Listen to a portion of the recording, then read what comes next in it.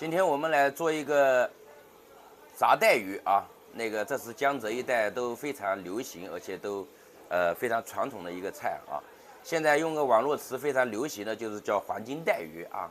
那么今天我给大家做一个黄金带鱼，我们首先选的就是这个，把镜头拉近看一下，选的就是舟山的那个东海的海钓带鱼，海钓带鱼它那个刚才我宰杀好了，我弄一条没有宰杀过的啊。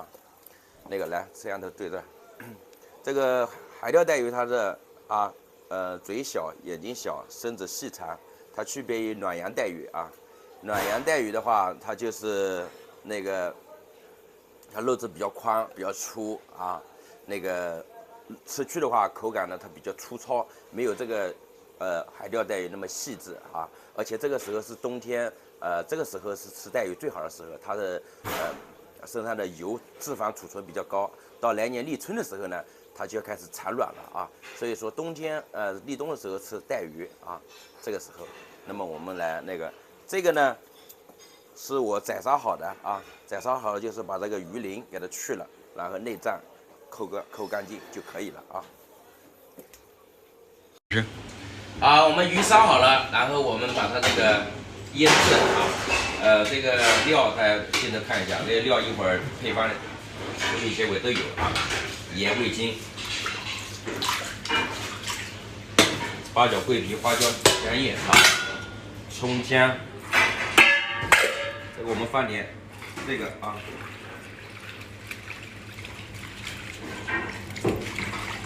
自制水啊，这颜色就黄了啊，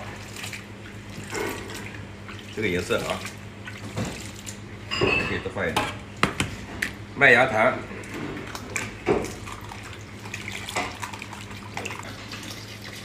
，250克黄酒啊。我们把这杀好的带鱼啊放进去。